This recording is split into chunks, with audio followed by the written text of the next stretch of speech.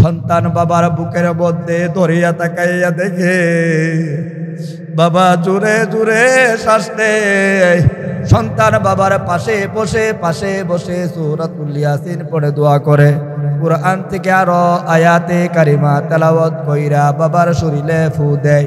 আর মাঝে মধ্যে ডাক দেয়া কয়, আল্লাহ আব্বারে তুমি আমাদের কাছ থেকে নিও না, আমাদেরকে তুমি এতিম বানাইও না। এইভাবে সন্তানকে নিয়া বাবা হাসপাতাল পর্যন্ত গেল। সন্তানও বাবার সাথে হাসপাতাল পর্যন্ত যায়। মাদ্রাসা পড়ুয়া সন্তানটা ডাক্তারের কাছে গিয়া ডাক দিয়া কই, ডাক্তার টাকা লাগে পয়সা লাগে সব আমি দেব, তার বিনিময়ে আপনি আমার আব্বাকে সুস্থ করে দিন। সন্তান অনেক প্রচেষ্টা করার মাধ্যমে, ডাক্তাররা চিকিৎসা করার মাধ্যমে আল্লাহ তাআলা কিছুটা সুস্থ করেছেন। সন্তান তার বাবাকে নিয়ে বাড়িতে চলে আসলেন, আবারও অসুস্থ হয়ে গেল। হঠাৎ করে স্ট্রোক করে সন্তানের বাবাটা দুনিয়ার জমিন ছেড়ে দিল। এবার সন্তান চিৎকার দিয়া ডাক দিয়া কয়, আল্লাহ আমার আব্বারে তুমি নিয়ে গেছো, আল্লাহ তুমি আমার আব্বারে মাফ করে দিও। বাকি 4 সন্তানগুলো খবর পাইয়া বাড়িতে আসলো। ওই ব্যক্তির 4 সন্তান আসিয়া ডাক দিয়া কয়, ভাই রে ভাই, আমরা তো মাদ্রাসায় পড়ি না, স্কুলে পড়েছি, কলেজে পড়েছি, ভার্সিটিতে পড়েছি। বাবার গোসলের ব্যবস্থা কেমন করে করতে হবে, কাফনের ব্যবস্থা কেমনে করতে হবে, দাফন কিভাবে করাইতে হবে আমরা জানি না। ভাই তুই এই কাজগুলো ঠিক মতো কর। সন্তান বাবার লাশটাকে সুন্দর করে মশারি টানাইয়া পর্দা দিয়া একটা চৌকির উপরে উঠাইলেন। বাবাকে সুন্দর করে বড়ই পাতার গরম পানি দিয়া সন্তান গোসল করায়। সন্তান বাবার শরীরে পানি ঢালে আর কয়, বাবা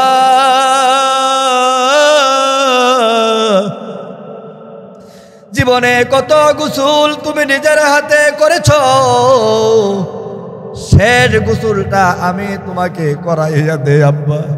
এবার সন্তানে ডাক দিয়া কয়, আল্লাহ আমার আব্বারে তুমি মাফ কইরা দিও।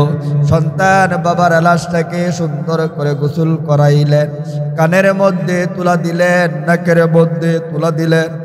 সন্তান বাবার লাশটার মধ্যে এমন একটা কাপড় পরিধান করাইল যেই কাপড়ের মধ্যে সেলাই নাই। এই কাপড়ের নাম হলো কাফনের কাপড়। সন্তান বাবার লাশটাকে সুন্দর করে কাফনের কাপড় পরিধান করাইয়া হাতের মধ্যে বাঁধলেন, পায়ের মধ্যে বাঁধলেন, এবার মাথার মধ্যে বাঁধলেন। সন্তান এবার চিৎকার দিয়া ডাক দিয়া কই, আব্বা তুমি জীবনে কত দামে দামে পোশাক পরিধান করেছো আব্বা, আজকে তোমারে এমন এক পোশাক পরিধান করাইলাম যেই পোশাকের মধ্যে বোতাম নাই, যেই পোশাকের মধ্যে সেলাই নাই। এবার সন্তান সুন্দর করে বাবার লাশটাকে মাঠ পর্যন্ত নিয়ে গেলেন। সন্তান মাঠের মধ্যে বাবাকে রাইখা ঘোষণা করলেন, ডাক দিয়া কই, ভাই ভাই তোমরা শুনো, আমার বাবার সন্তান হলো 5টা, আমি হলাম 5 নাম্বার। আমার 4টা ভাই অনেক বড় বড় অফিসার। আমি আমার বাবাকে যতটুকু করার দরকার করতেছি, আমার ভাইয়েরা ততটুকু পারে না। আমার ভাইয়েরা টাকা দিয়া পয়সা দিয়া সহযোগিতা করে। সন্তান এবার তাকাইয়া দেখে বাবার বন্ধু বান্ধবগুলো মাঠের মধ্যে দাঁড়াইয়া ফিস ফিস করে কথা কয়। তার বাবার নামে দামি জবান দিয়া কোনো ধরনের আওয়াজ আসে না। আমার প্রিয় বন্ধুগণ খেয়াল করে দেখেন, মনের কান দিয়া শ্রবণ করেন। সন্তান বাবার লাশটাকে সুন্দর করে জানাজা দিয়া কবর পর্যন্ত নিয়ে গেল। আরো যে 4টা সন্তান ছিল তারা কবরের ধারে কাছে যাইতে চাই না, কারণ তাদের কাছে ভয় লাগে। যেই সন্তানটাকে মাদ্রাসায় পড়াইলো এই সন্তানটা দৌড়াইয়া বাবার কবরের মধ্যে সবার আগে নেমে গেলেন। ডাক দিয়া কই, দে আবার আব্বার লাশটা আবার হাতে দে। আমি আমার আব্বারে নিজের হাতে অন্ধকার কবরের মধ্যে শুয়াইয়া রাখি। সন্তান সুন্দর করে বাবার লাশটাকে অন্ধকার কবরের মধ্যে শুয়াইয়া রাখলেন, মাথার মুষ্টিটা খুলে দিলেন। এবার সন্তানে তাকাইয়া দেখি তার বাবার নামে দামি চেহারা খানা দেখা যায়। সন্তান চিৎকার দিয়া ডাক দিয়া কয়, আব্বা জীবনে আর কোনোদিন এই নামে জবান দিয়ে আমার নাম ধরে ডাক দিবা না। সন্তান ডাক দিয়া কই, দেন দেন আমার বাবাকে একটা একটা করে পাতুনি দেন। পাতুনি দেওয়া শুরু হলো, পাতুনি দেওয়া শেষ হলো। এবার সন্তান ডাক দিয়া কই, দেন আমার বাবার কবরের উপরে মাটি দেন। সবাই মুষ্টিবদ্ধ করে মাটি দিলেন। এক পর্যায়ে দেখা যায় তার বাবার বুকের উপরে অনেকগুলো মাটি চাপা পড়ে গেছে। এবার সন্তান চিৎকার দিয়া ডাক দিয়া কই, আব্বা তুমি এমন একটা ঘরের ভিতরে ঘুমাইতা যেই ঘরটা ছিল এসি, এমন গাড়ি দিয়া চলাফেরা করতা যেই গাড়িটাও ছিল এসি, এমন অফিস পরিচালনা করতা যেই অফিসটাও ছিল এসি। এবার সন্তান ডাক দিয়া কয়, আব্বা তোমারে এমন এক ঘরের ভিতরে রেখে যায় যে ঘরের দরজা নাই, জানালাও নাই। তোমারে এমন এক ঘরের ভিতরে রেখে যায় যেই ঘরের মধ্যে সাথী নাই, বাতি নাই, বিছানা নাই। ও পর্দার অন্তর আড়ালে আমার মা বোনেরা খেয়াল করে দেখেন, আপনার 5টা সন্তান হোক, একটা সন্তান হলেও মাদ্রাসায় পড়াইবেন। আপনি খেয়াল করে দেখেন, ওই ব্যক্তি 5টা সন্তান ছিল, একটা সন্তানকে মাদ্রাসায় পড়াইছে। এই সন্তানটা সব কাজকর্মগুলো করে দিয়েছে, গোসলের ব্যবস্থা, কাফনের ব্যবস্থা, দাফনের ব্যবস্থা করে দিয়েছে। আপনার সন্তানকে স্কুলে পড়ান, ভার্সিটিতে পড়ান, কোনো সমস্যা নাই। তবে আপনার সন্তানকে আগে কোরআনের শিক্ষায় শিক্ষিত করবেন, তখনই দেখবেন আপনার সন্তান আপনার সাথে ভালো আচরণ করবে। বলে সুবহানাল্লাহ। 2টা জিনিসের মাধ্যমে যদি কোনো ব্যক্তি আল্লাহ তাআলার কাছে সাহায্য চায়, আমার আল্লাহ তাআলা তখন ডাক দেয়া কয়, ইন্নাল্লাহা মা'আস সাবিরিন, অবশ্যই অবশ্যই আমি আল্লাহ ধৈর্যশালীদের সাথে আছি। আল্লাহ আছেন যার সাথে, কোনো টেনশন নাই জীবনে তার কাছে। জোরে কোন সুবহানাল্লাহ। পর্দার অন্তর আড়ালের মা বোনেরা, আপনারা ধৈর্য এবং নামাজের মাধ্যমে সাহায্য চাইবেন।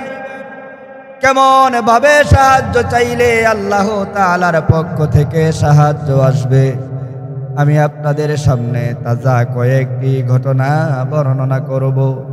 মাগমা, একজন সাহাবী নবী আলাইহিস সালাতু ওয়াস সালামের দরবারে গেলেন। যাওয়ার পর ডাক দিয়া কই, নবী গো, আমার পেটে মারাত্মক খিদা, ঘরের ভিতরে কোনো খাবারের ব্যবস্থা নাই। নবী আমার ডাক দিয়া কই, সাহাবী যাও নামাজ শুরু করে দাও। সাহাবী নবী আলাইহিস সালাতু ওয়াস সালামের দরবারে থেকে চলে আসলেন, ঘরে আসিয়া নামাজ পড়া শুরু করে দিলেন। রিজিকের কোনো ব্যবস্থা হলো না। ওই সাহাবী নবী আলাইহিস সালাতু ওয়াস সালামের দরবারে আবারও গেলেন। যাওয়ার পরে ডাক দিয়া কয়, নবী গো, ক্ষুধার যন্ত্রণা সহ্য করতে পারি না, ঘরের ভিতরে কোনো খাবার নাই, আমার খাবারের দরকার। নবী আলাইহিস সালাতু ওয়াস সালাম ডাক দিয়া কয়, যাও ঘরের ভিতরে গিয়ে নামাজ শুরু করে দাও। ওই সাহাবী নবীর দরবারে থেকে চলে আসলেন, আবারও নামাজ শুরু করে দিলেন। সাহাবীর দৃঢ় বিশ্বাস, নবী যেহেতু বলেছে নামাজ পড়লেই আল্লাহ তাআলা রিজিকের ব্যবস্থা করবেন, তাই সাহাবী নবীর কথা শুনে নামাজ পড়া শুরু করে দিলেন। এবারও নামাজ শেষ করলেন, ঘরের ভিতরে খাবারের কোনো ব্যবস্থা নাই। পর্দার অন্তর আড়ালের মা বোনেরা, মনের কান দিয়া ঘটনাটা আপনারা শ্রবণ করেন। সাহাবী আবারও নামাজ শেষ করলেন, নবীর দরবারে চলে গেলেন। যাওয়ার পরে ডাক দিয়া কয় নবী গো খিদার যন্ত্রণা সহ্য করতে পারি না, ঘরের ভিতরে খাবার নাই, ও নবী পেটের মধ্যে অনেক খিদা, কি করতে পারি? নবী আমার ডাক দেয়া কই সাহাবী যাও যাও নামাজ শুরু করে দাও, নামাজ পড়বা ততক্ষণ রিজিকের ফয়সালা না হবে যতক্ষণ। বলি সুবহানাল্লাহ। সাহাবী চলে গেলেন নবীর দরবার থেকে। ওই সাহাবী আবার ঘরের ভিতরে গিয়া স্ত্রীকে ডাক দেয়া কয় স্ত্রী চল চল, মায়ার নবী দয়ার নবী সাল্লাল্লাহু আলাইহি ওয়াসাল্লাম বলে দিয়েছেন নামাজ পড়লে আল্লাহ তাআলা রিজিকের ব্যবস্থা করবেন। এবার সাহাবী এবং সাহাবীর ওয়াইফ দুইজনে মিলিয়া নামাজ পড়া শুরু করে দিলেন। নামাজ পড়তে আছে। এমন সময় আওয়াজ পাই তাদের ঘরের ভিতরে যেই চাক্কিটা ছিল চাক্কির ভিতরে গম দিয়া ঘোরার জন্য ঘোরাইলে তার ভিতরে থেকে আটা বের হতো। সাহাবীরা নামাজে থাইকেই আওয়াজ পায় তাদের ঘরের ভিতরে যে গম ভাঙ্গানোর চাক্কি আছে এই চাক্কিটা অটোমেটিক ঘুরে। জুরে কর সুবহানাল্লাহ। সাহাবী এবং সাহাবীর ওয়াইফ দুজনে নামাজ শেষ করলেন। নামাজ শেষ করে চাক্কির কাছে গেলেন, গিয়ে দেখেন চাক্কি অটোমেটিক ঘুরে, চতুর্দিক দিয়া আটা পড়ে। সুবহানাল্লাহ কইতেন না? চাক্কি অটোমেটিক ঘুরে, চাক্কির চতুর্দিক দিয়া অটোমেটিক আটা ভরে। সাহাবী আনন্দের সহিত আটাগুলো জমাইতেছিলেন। জমাইতে ঘরের এমন কোনো হাড়ি পাতিল রাখলেন না যেখানে আর আটা রাখার মতো জায়গা আছে, সব ঘর আটা দিয়ে ভরে ফেললেন। সাহাবীর ওয়াইফকে ডাক দেয়া কয় স্ত্রী আমার নবী কইছে গো নামাজ পড়লে আবার আল্লাহ রিজিকের ব্যবস্থা করবে। স্বামী আর স্ত্রী দুইজনে মিলে নামাজ পড়লেন, রিজিকের ব্যবস্থা হলো। এবার তারা এত পরিমাণে আটা পাইলেন, আটা রাখার মতো আর কোনো জায়গা থাকলো না। ওই সাহাবী চাক্কিটা আঙ্গাইয়া দেখার জন্য গেছে, গম দিলাম না, অটোমেটিক ঘুরে আটা আসে কোন জায়গা থেকে? এটার বিধান হলো গম দিলে ঘুরাইলে আটা হবে, কিন্তু গম দিলাম না, আটা কোন জায়গা থেকে আসে? সাহাবী যেই দেখার জন্য গেলেন চাক্কিটা ঘোরা বন্ধ হয়ে গেল। সাহাবী দৌড়াইয়া চলে গেলেন নবীর দরবারে। নবীর দরবারে গিয়া ডাক দিয়া কয় নবী গো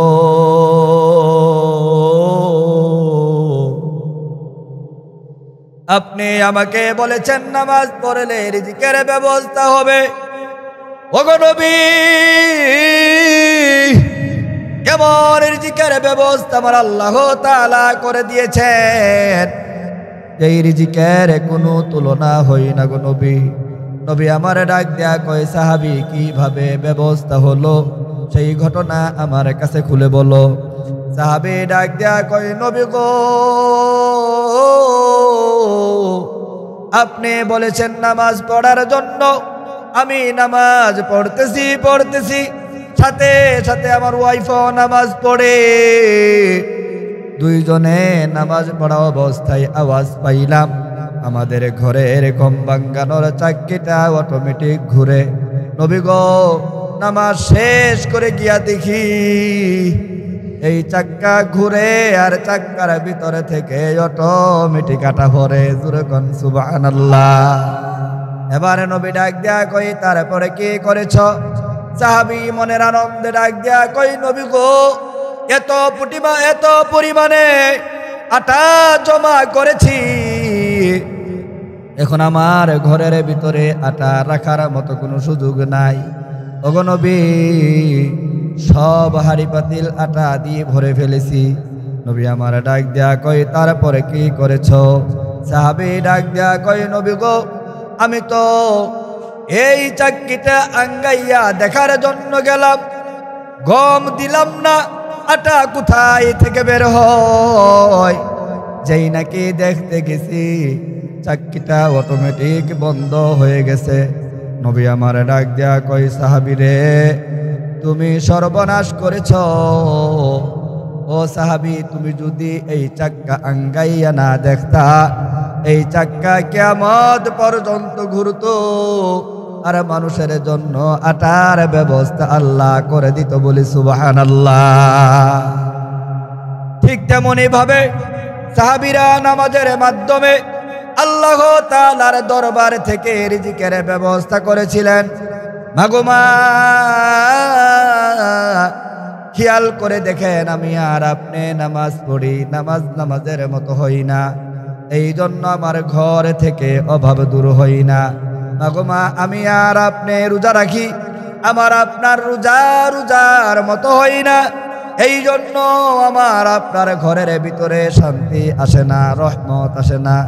আমি আর আপনি হজ করি, হজের মতো হই না, এই জন্য আমার আপনার ঘরের ভিতরে শান্তি আসে না, রহমত আসে না। ও মা যেই ঘরের মধ্যে পুরোপুরি ইসলাম আছে, এই ঘরের মধ্যে শান্তি রহমত আছে, এই ঘরের মধ্যে অভাব অনটন থাকলেও সুখের অভাব থাকে না। পর্দার অন্তর আড়ালে আমার মা বোনদেরকে বলবো আম্মা আপনারা তো কিছু হলে না হলেই মাজারে চলে যান, আপনারা কিছু হলে না হলেই বাবার দরবারে চলে যান। এমন বহুত মা আছে যারা রাস্তা থুইয়া অন্য রাস্তায় ঘোরাফেরা করার চেষ্টা করে। আমার আল্লাহ তাআলা তো বলেছেন তোমার যা কিছুর দরকার হয় আমি আল্লাহর কাছে দুইটা জিনিসের মাধ্যমে চাইবে। এক নাম্বার হলো নামাজ, দুই নাম্বার হলো ধৈর্যের মাধ্যমে, বলি সুবহানাল্লাহ।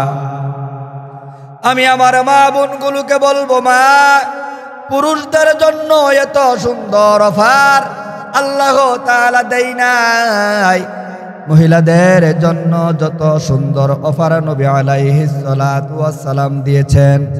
নবী আলাইহিস সালাতু ওয়াস সালাম ঘোষণা করে দিয়েছেন মহিলারা যদি 4টা কাজ করতে পারে তাহলে তারা ডাইরেক্ট জান্নাতের ভিতরে চলে যাবে। পর্দার অন্তর আড়ালে আমার মা বোনগুলোকে বলবো আম্মা নবীর কথা অনুযায়ী আপনারা 4টা কাজ করবেন, মরণের পরে পরে ডাইরেক্ট জান্নাতে চলে যাবেন, আপনাদেরকে কেউ আটকাইয়া রাখতে পারবে না। ও মা নবী আলাইহিস সালাতু ওয়াস সালাম যে ঘোষণা করে দিয়েছেন মহিলারা 4 কাজ করলে ডাইরেক্ট জান্নাতে চলে যাবে। 1 নাম্বার কাজ হলো আল মারআতু ইযা সাল্লাত খামসাহা ওয়া সামাত শাহরাহা ওয়া আহসানাত ফারজাহা ওয়া আতাআত বালাহা। মহিলারা 4টা কাজ করলে ডাইরেক্ট জান্নাতে যাইবো। কয়ো যারা মহিলারা কয়টা কাজ করলে জান্নাতে যাইবো? 4টা কাজ করলে জান্নাতে যাইবো। আল্লাহ বসাইলে এই 4টা কাজ যে মহিলারা করলে যে জান্নাতে যাইবো গা। যেডি আসেনি হ্যাঁ আচ্ছা যেডি গিয়া সুন্দর করে কইবেন, যেডি কইবেন বেড়ায় কয়ে গেছে 4টা কাজ করলে তুমি বলে জান্নাতে যাইবা গা। পর্দার অন্তরাল আম্মারা আপনারা 4টা কাজ করলে জান্নাতে যাইবেন গা গো। 1 নাম্বার কাজ হলো আল মারআতু ইযা সাল্লাত খামসাহা, আমার আম্মারা দৈনিক নামাজ পড়বো 5 ওয়াক্ত। নামাজ পড়বো কয় ওয়াক্ত? পর্দার অন্তর আড়ালে আমার মা বোনদেরকে বলবো দৈনিক 5 ওয়াক্ত নামাজ আপনারা আদায় করবেন। সঠিকভাবে যদি আদায় করেন আল্লাহ তাআলা আপনাদেরকে অনেক পুরস্কার দিবেন। কারণ আল্লাহ তাআলা তো বলে দিয়েছেন আমি আল্লাহর কাছে সাহায্য চাইলে 1 নাম্বার হলো নামাজের মাধ্যমে সাহায্য চাইতে হবে। নামাজ অনেক গুরুত্বপূর্ণ ইবাদত। হাসরের দিনে কঠিন ময়দানে আমার আল্লাহ তাআলা বান্দা বান্দীদের কাছ থেকে সর্বপ্রথম যে ইবাদতের হিসাব নেবেন এটা হলো বান্দার নামাজের হিসাব। কে হিসাব নিব? নামাজের হিসাব নিবে। নবী আলাইহিস সালাতু ওয়াস সালাম বলেন আউয়ালু মা ইউহাসাবু বিহিল আবদু ইয়াউমাল কিয়ামাতিস সালাহ ওয়া ইন সালাহাত সালাহা সাইরু আমালিহি ওয়া ইন ফাসাদাত ফাসাদা সাইরু আমালিহি। নবী আলাইহিস সালাতু ওয়াস সালাম ডাক দিয়ে বলেন, হাসরের দিনে কঠিন ময়দানে আল্লাহ তাআলা বান্দা বান্দীদের কাছ থেকে যত যে হিসাবটুকু সর্বপ্রথম নেবেন, এটা হলো বান্দা বান্দীদের নামাজের হিসাব। মাগুমা আমরা নামাজ পড়ি, নামাজের মতো হই না, নামাজের মধ্যে থাইকা মন চলে যায় মার্কেটে, এমন আম্মা বাংলাদেশে আছে না নাই? নামাজ পড়ে হরিপুর গ্রামে নীলক্ষা মা নামাজের মধ্যে দাঁড়াইয়া ইন্ডেক্স প্লাজা ঘোরাঘুরি করে। নামাজের মধ্যে আমার আম্মা মনটা এদিক সেদিক যাবে কেন গো মা? আবার অনেক মা এমন আছে নামাজের মধ্যে দাঁড়াইয়া মুরুগ দাওয়াই, এমন মা আছে না নাই? কুমিল্লার পিসাব নাগাইশ দরবার শরীফের পিসাব মুস্তাক ফৈজ একটা ঘটনা কইছে, মহিলারা নামাজও থাকতো বলে মুরগা দাওয়া। উদাহরণ দিতে গিয়ে উনি বুঝাইছে, এক মহিলা নামাজও দাঁড়াইছে, কই দাঁড়াইছে দাদা? নামাজও দাঁড়াইছে। এই মহিলা যখন নামাজও দাঁড়াইছে না, নামাজও দাঁড়ানোর আগে উনার কয়েকটা মুরুখ ছিল, এই মুরুখগুলোরে দান দিছে খাইবার লাগি। কই গো আব্বাস আলীর মা, কাশেম আলীর মা, তাহার আলীর মা, মন্নর আলীর মা, কথাগুলো মন দিয়ে শুনেন গো। এই কথা আপনারা ভাইতেন না সহজ কোন জায়গার মধ্যে সহজে? এই পিসাব মুস্তাক ফৈজি বলতেছেন যে এক মহিলা নামাজে দাঁড়ানোর আগে মহিলার কিছু মুরুখ ছিল, এই মুরুগের কিছু দান দিছে খাইবার লাগি। দান দেওয়ার পরে মহিলা নামাজও দাঁড়ায় মনে হইছে, রে এই যে আব্বাস আলীর বাড়িতে 4টা বড় বড় রাতা আছে, এই রাতাগুলি আইয়া যদি দান খাওয়া শুরু করে তাহলে আবার মুরুগের দান দর খাওয়া শেষ হইতো হবে না, আমার মুরুগের রিজিকে কম পড়বে। এখন মহিলা নামাজও দাঁড়ায় ওই 2টা চোখ দেইরা করে চাইয়া রয়েছে মুরুগের দিকে। যেই নাকি চাইছে এই চাইয়া দেহ ভাই সাহেব মুরুগ তো আব্বাস আলীর 4টা রাতা দাই পড়ছে, আয়া গপ গপ করে খাওয়া শুরু করছে। মহিলা নামাজও থাকতে বলে ফুস, এমন নামাজ পড়বেন না গম্মা, এমন নামাজ পড়বেন না। নামাজ বালা করে ফুরুন লাগবো, নামাজের মতো নামাজ পড়তে হবে। আল্লাহ তাআলা পর্দার অন্তর আড়ালে আমার মা বোনগুলোকে সঠিকভাবে নামাজ পড়ার মতো তৌফিক দান, সকলে বলি আমিন। এই নামাজ শিক্ষা দেওয়া হয় মহিলাদের জন্য। হরিপুর ফাতিমাতুজ জোহরা রাদিয়াল্লাহু তাআলা আনহা মহিলার মাদ্রাসার মধ্যে যত মহিলা মাদ্রাসা আছে, সকল মহিলা মাদ্রাসার মধ্যে ছাত্রীদেরকে নামাজ শিক্ষা দেওয়া হয়। যত পুরুষ মাদ্রাসা আছে, সকল পুরুষ মাদ্রাসার মধ্যে পুরুষদেরকে নামাজ শিক্ষা দেওয়া হয়। তাবলিগের মধ্যে যারা যাবেন তাদের নামাজও তাবলিগে গেলে শিক্ষা দেওয়া হয়। এরপরে আমি আরেকটা জিনিস দেখেছি, আমাদের দেশের সুনাম ধন্য একজন ব্যক্তিত্ব সম্পন্ন পীর সাহেব, চরমনাইয়ের পীর, চরমনাইয়ের ময়দানে আমি গিয়ে দেখেছি, ওই ময়দানের মধ্যে যারা যায় তাদের সবাইকে নামাজ শিক্ষা দেয়। যে ময়দানে গেলে নামাজ শিক্ষা দেয়, যেই মাদ্রাসার মধ্যে আসলে নামাজ শিক্ষা দেয়, যেই মহিলা মাদ্রাসা নামাজ শিক্ষা দেয়, এমন ময়দান এমন মাদ্রাসা আমাদের দরকার আছে না নাই?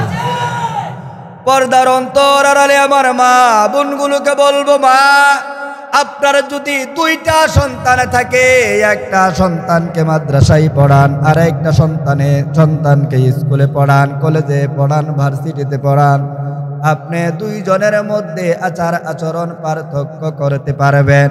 স্কুলের ছেলে মেয়েটা আপনার সাথে কেমন আচরণ করে, কলেজের ছেলে মেয়েটা আপনার সাথে কেমন আচরণ করে, মাদ্রাসা যে পড়াইছেন এই সন্তানটা কেমন ভাবে আচরণ করে আপনি পার্থক্য করতে পারবেন। পর্দার অন্তর আড়ালে আমার মা বোনগুলোকে বলবো, আম্মা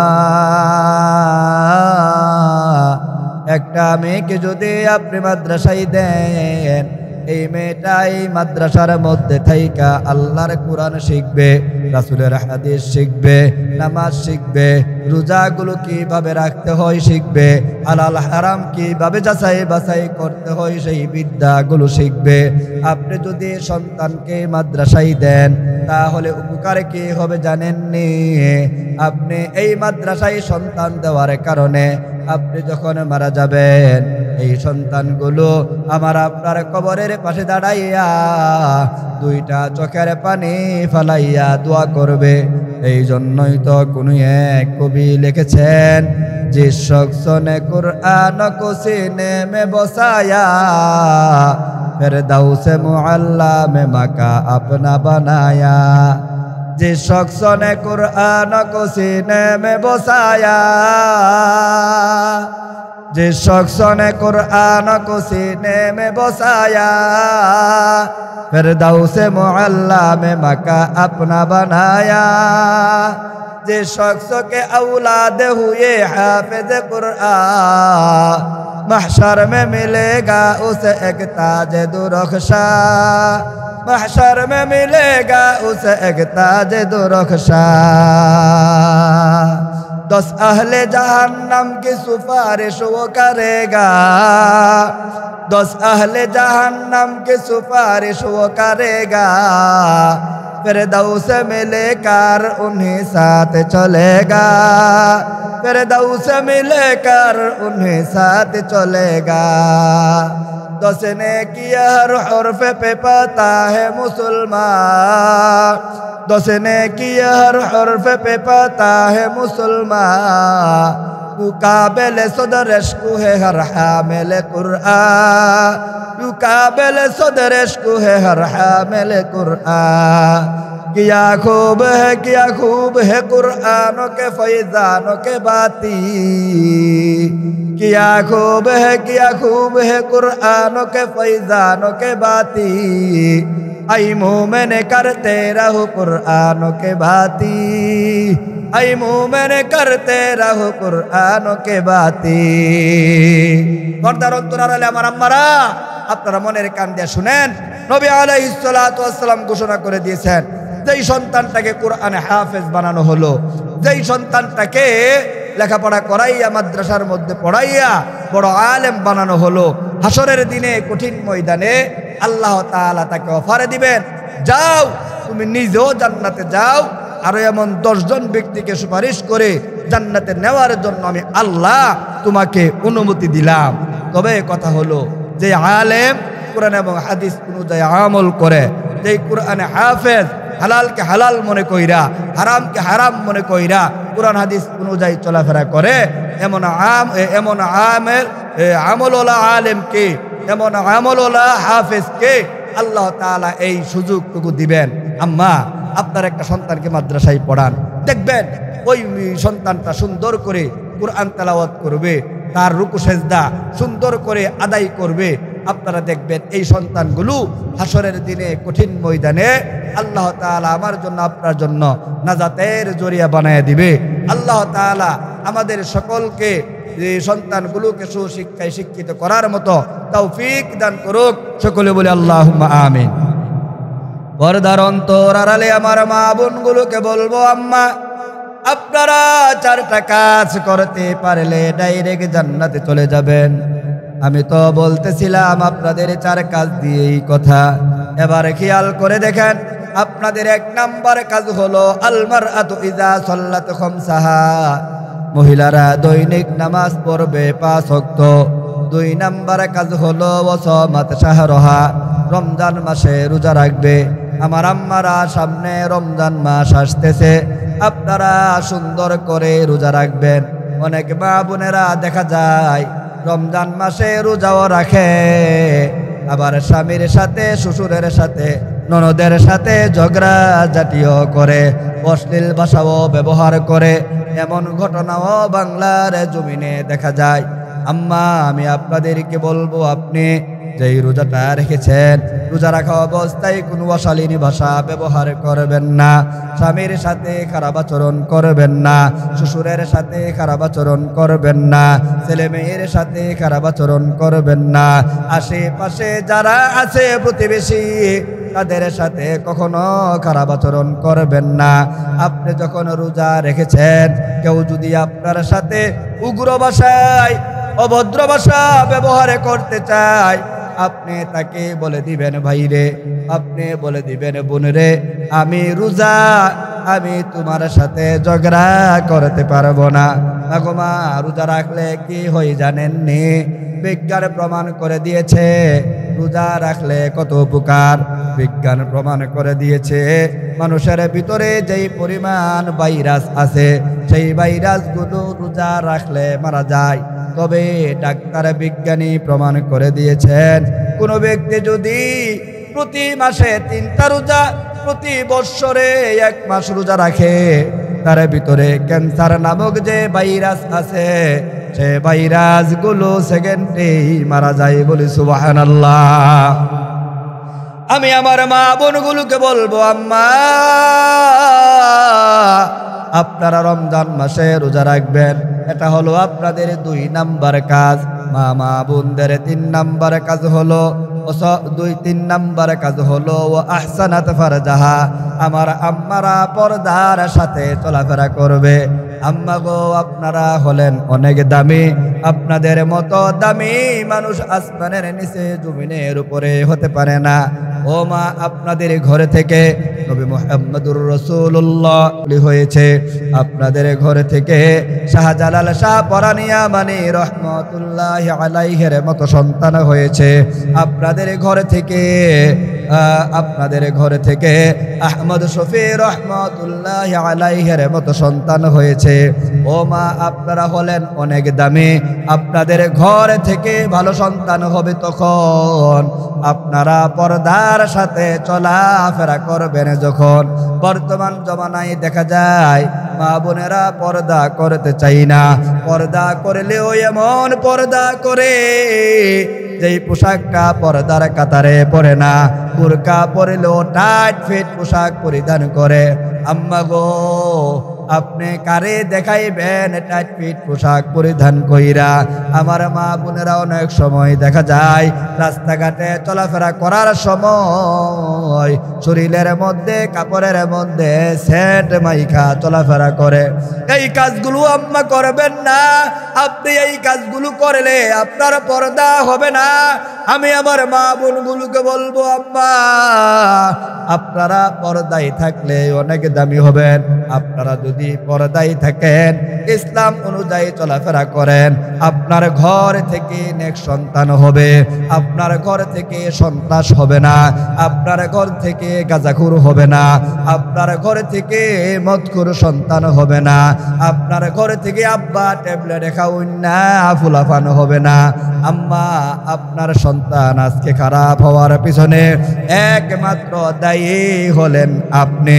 আপনি যত ইসলাম মাইনা চলবেন, আপনার সন্তান তত ভালোভাবে চলাফেরা করবে। বলে সুবহানাল্লাহ। আমার মা বোনদের 3 নাম্বার কাজ হলো পর্দায় থাকা। এবার আসেন আমার মা বোনদের 4 নাম্বার কাজটা কি? নবী আলাইহিস সালাতু ওয়াস সালাম ডাক দিয়া কয়, আতাআত বালাহা, মহিলাদের 4 নাম্বার কাজ হলো মহিলারা বিয়া শাদীর পরে তাদের স্বামীদের সেবা করবে, খেদমত করবে। 4 নাম্বার কাজটা আমার মা বোনেরা একবারেই করতে চাই না। আম্মা, আপনি জানেননি আপনি যার সাথে বিবাহ হয়েছে তার দামটা কত?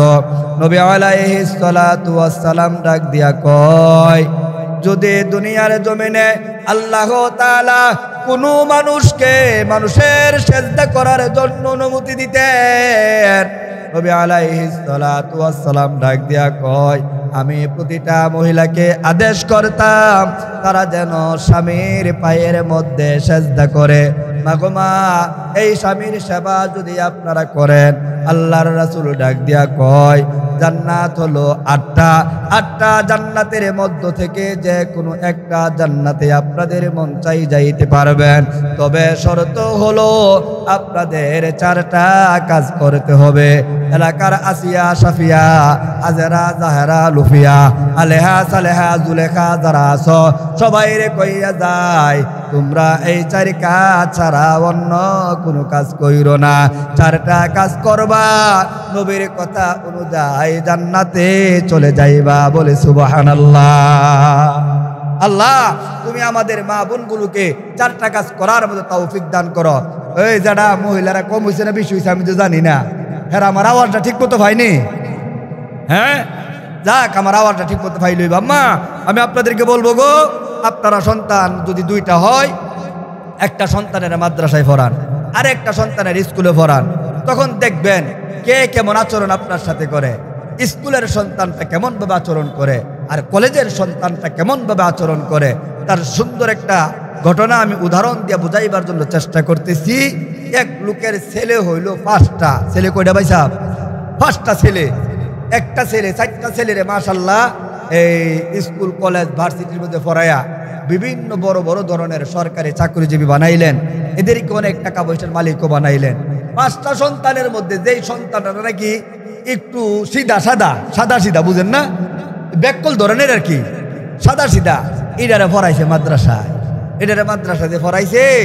আর বাকিগুলোর যে বড় বড় স্কুল কলেজ নিয়া এদেরকে বড় বড় শিক্ষায় শিক্ষিত করছে আলহামদুলিল্লাহ। এটারে মাদ্রাসায় পড়ানোর কারণে এটার আমও লাখ লাখ ভিন্ন ধরনের হয়েছে। আর তাদের আচার আচরণ খালি দুনিয়ার প্রতি আকৃষ্ট। এবার হঠাৎ করে ওই 5 সন্তানের আব্বা অসুস্থ হয়ে গেছে গা। আমার দিকে খেয়াল করেন, ওই 5 সন্তানের আব্বা হঠাৎ করে কি হয়ে গেছে? অসুস্থ হয়ে গেছে, হাসপাতালে নেওয়া লাগবে।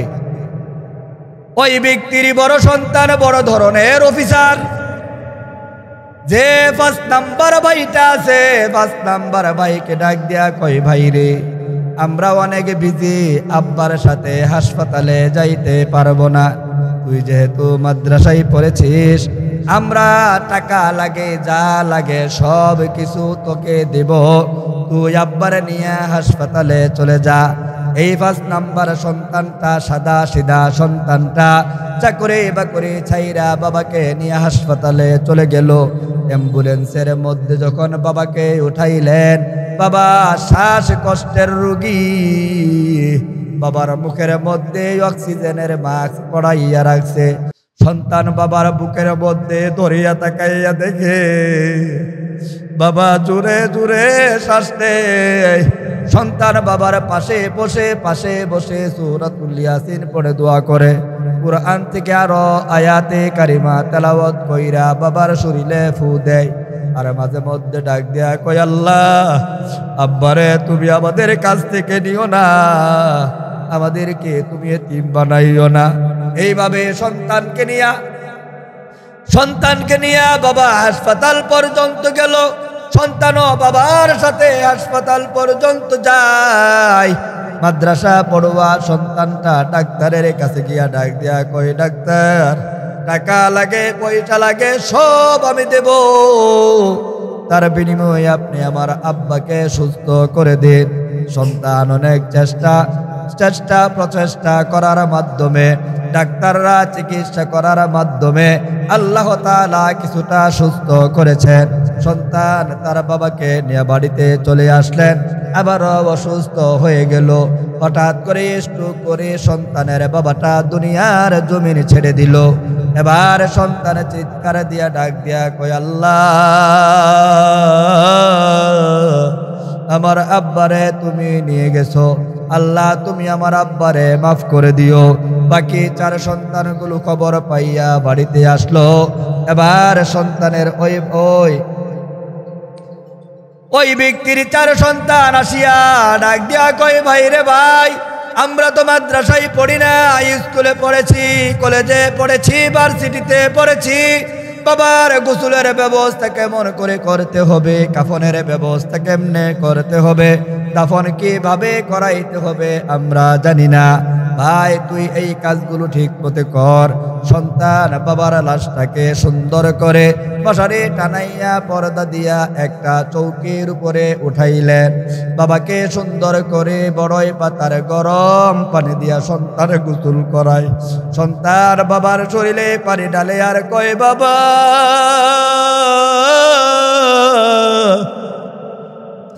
জীবনে কত গোসল তুমি নিজের হাতে করেছ, শেষ গোসলটা আমি তোমাকে করাইয়া দে আব্বা। এবার সন্তান ডাক দিয়া কয়, আল্লাহ, আমার আব্বারে তুমি মাফ কইরা দিও। সন্তান বাবার লাশটাকে সুন্দর করে গোসল করাইলেন, কানের মধ্যে তুলা দিলেন, নাকের মধ্যে তুলা দিলেন। সন্তান বাবার লাশটার মধ্যে এমন একটা কাপড় পরিধান করাইল, যেই কাপড়ের মধ্যে সেলাই নাই। এই কাপড়ের নাম হলো কাফনের কাপড়। সন্তান বাবার লাশটাকে সুন্দর করে কাফনের কাপড় পরিধান করাইয়া হাতের মধ্যে বাঁধলেন, পায়ের মধ্যে বাঁধলেন, এবার মাথার মধ্যে বাঁধলেন। সন্তান এবার চিৎকার দিয়া ডাক দিয়া কই, আব্বা তুমি জীবনে কত দামে দামে পোশাক পরিধান করেছো আব্বা, আজকে তোমারে এমন এক পোশাক পরিধান করাইলাম যেই পোশাকের মধ্যে বোতাম নাই, যেই পোশাকের মধ্যে সেলাই নাই। এবার সন্তান সুন্দর করে বাবার লাশটাকে মাঠ পর্যন্ত নিয়ে গেলেন। সন্তান মাঠের মধ্যে বাবাকে রাইখা ঘোষণা করলেন, ডাক দিয়া কই, ভাই ভাই তোমরা শুনো, আমার বাবার সন্তান হলো 5টা, আমি হলাম 5 নাম্বার। আমার 4টা ভাই অনেক বড় বড় অফিসার। আমি আমার বাবাকে যতটুকু করার দরকার করতেছি, আমার ভাইয়েরা ততটুকু পারে না। আমার ভাইয়েরা টাকা দিয়া পয়সা দিয়া সহযোগিতা করে। সন্তান এবার তাকাইয়া দেখে বাবার বন্ধু বান্ধবগুলো মাঠের মধ্যে দাঁড়াইয়া ফিস ফিস করে কথা কয়। তার বাবার নামে দামি জবান দিয়া কোনো ধরনের আওয়াজ আসে না। আমার প্রিয় বন্ধুগণ খেয়াল করে দেখেন, মনের কান দিয়া শ্রবণ করেন। সন্তান বাবার লাশটাকে সুন্দর করে জানাজা দিয়া কবর পর্যন্ত নিয়ে গেল। আর যে 4টা সন্তান ছিল তারা কবরের ধারে কাছে যাইতে চাই না, কারণ তাদের কাছে ভয় লাগে। যেই সন্তানটাকে মাদ্রাসায় পড়াইলো, এই সন্তানটা দৌড়াইয়া বাবার কবরের মধ্যে সবার আগে নেমে গেলেন। ডাক দিয়া কই, দেন দেন আমার আব্বার লাশটা আমার হাতে দেন। আমি আমার আব্বারে নিজের হাতে অন্ধকার কবরের মধ্যে শুয়াইয়া রাখি। সন্তান সুন্দর করে বাবার লাশটাকে অন্ধকার কবরের মধ্যে শুয়াইয়া রাখলেন, মাথার মুষ্টিটা খুলে দিলেন। এবার সন্তান তাকাইয়া দেখি তার বাবার নামে দামি চেহারা খানা দেখা যায়। সন্তান চিৎকার দিয়া ডাক দিয়া কয়, আব্বা জীবনে আর কোনোদিন এই নামে জবান দিয়ে আমার নাম ধরে ডাক দিবা না। সন্তান ডাক দিয়া কই, দেন দেন আমার বাবাকে একটা একটা করে পাতুনি দেন। পাতুনি দেওয়া শুরু হলো, পাতুনি দেওয়া শেষ হলো। এবার সন্তান ডাক দিয়া কই, দেন আমার বাবার কবরের উপরে মাটি দেন। সবাই মুষ্টিবদ্ধ করে মাটি দিলেন। এক পর্যায়ে দেখা যায় তার বাবার বুকের উপরে অনেকগুলো মাটি চাপা পড়ে গেছে। এবার সন্তান চিৎকার দিয়া ডাক দিয়া কই, আব্বা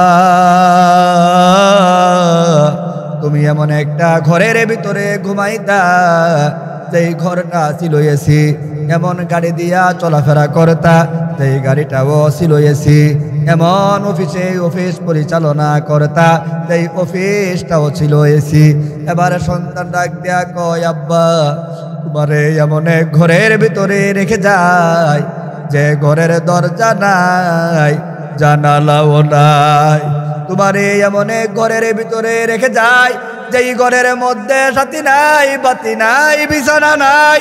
ও পর্দার অন্তর আড়ালে আমার মা বোনেরা খেয়াল করে দেখেন, আপনার 5টা সন্তান হোক, একটা সন্তান হলেও মাদ্রাসায় পড়াইবেন। আপনি খেয়াল করে দেখেন, ওই ব্যক্তি 5টা সন্তান ছিল, একটা সন্তানকে মাদ্রাসায় পড়াইছে। এই সন্তানটা সব কাজকর্মগুলো করে দিয়েছে, গোসলের ব্যবস্থা, কাফনের ব্যবস্থা, দাফনের ব্যবস্থা করে দিয়েছে। আপনার সন্তানকে স্কুলে পড়ান, ভার্সিটিতে পড়ান, কোনো সমস্যা নাই। তবে আপনার সন্তানকে আগে কোরআনের শিক্ষায় শিক্ষিত করবেন, তখনই দেখবেন আপনার সন্তান আপনার সাথে ভালো আচরণ করবে। বলে সুবহানাল্লাহ। এই সন্তানগুলো বাংলাদেশে একমাত্র মাদ্রাসার মধ্যেই এই সুসন্তানগুলো গঠন করা হয়। আলো স্কুল কলেজেও সুসন্তান আছে, তবে মাদ্রাসার মতো না। মাদ্রাসার সন্তানগুলোর আচার আচরণ অন্যরকম হয়। স্কুল কলেজের সন্তানগুলো দেখবেন সারা রাত্র মোবাইল টিপে 10টা 11টার সময় ঘুমে তুড়ে, ঠিক না? আর মাদ্রাসার যে ছোট সন্তানটা মাদ্রাসায় দিয়েছিলেন, বাড়িতে আসার পরই আম্মারে আগে কয়ে, আম্মা আমারে কিন্তু ফজরের নামাজের সময় ডাক দিও। এই সন্তানগুলো জন্ম দেওয়া হয় দেওবন্দের মতো মাদ্রাসায়। এই সন্তানগুলো জন্ম দেওয়া হয় দেওবন্দীদের উত্তরসূরি যেই মাদ্রাসাগুলো আছে, পুরুষ হোক মহিলা হোক, এই মাদ্রাসাগুলোর মধ্যে সেই সন্তানগুলো গঠন করা হয়। এই ফাতেমাতুজ জোহরা রাদিয়াল্লাহু তাআলা আনহা মহিলা মাদ্রাসার মধ্যে একটা উল্টা পাল্টা মেয়ে আইনা ভর্তি করে দেন, 2 মাস থাকলে দেখবেন এটার পর্দার বাইরে যাইতো না, এটা পর্দার ভিতরে থাকবো। জোরে কোন ঠিক কিনা? সারা পৃথিবীতে যেখান থেকে দ্বীনি ইলম প্রচার হচ্ছে, দ্বীনি ইলম চর্চা হচ্ছে, দ্বীনি ইলমের সর্ববৃহৎ মারকাজ হচ্ছে দেওবন্দে, ঠিক না? এই দেওবন্দ সম্পর্কে আমি আপনাদের সামনে ছোটখাটো একটা তারানা সঙ্গীত পেশ করার জন্য চেষ্টা করবো। এরপরে ইনশাল্লাহ আমার বয়ান শেষ করে দেব ইনশাল্লাহ। देवबंद ने इस्लाम का परचम दुनिया में लहराया है, जुल्म सितम के दूर के अंदर हक का दीप जलाया है। देवबंद ने इस्लाम का परचम, देवबंद का तारीख के अंदर हर किरदार निराला है। रब के कसम असलाफ का मेरे हर शहकार निराला है। रब के कसम असलाफ का मेरे हर शहकार निराला है। उस लश्कर के जाबाजू से, उस लश्कर के जाबाजू से हर बातिल घबराया है। जुल्म सितम के दूर के अंदर हक का दीप जलाया है। देवबंद ने इस्लाम का परचम, अहमद अली गंगू ही था नबी मदानी हमारे राहबर है। इश्क़ रसूल का सबक पढ़ाया कश्मीरी शाह अनवर ने। इश्क़ रसूल का सबक पढ़ाया कश्मीरी शाह अनवर ने। शिरक बिदअत के बीमारों को, शिरक बिदअत के बीमारों को जामे तौहीद पिलाया है। जुल्म सितम के दूर के अंदर हक का दीप जलाया है। देवबंद ने इस्लाम का परचम, मुशरिकों के बर्बादी लेकर आया खाने गुलामुल्लाह। कहरे खुदा मिर्जा के लिए था सैयद शाह अताउल्लाह। कहरे खुदा मिर्जा के लिए था सैयद शाह अताउल्लाह। मसला ये खत्म नबुव्वत प्यारे, मसला ये खत्म नबुव्वत प्यारे मुफ्ती ने हल करवाया है। जुल्म सितम के दूर के अंदर हक का दीप जलाया है। देवबंद ने इस्लाम का परचम, क़ाल अल्लाह व क़ाल रसूल, सच कलाम को आम किया एक अल्लाह से होता है। उस पैगाम को आम किया एक अल्लाह से होता है।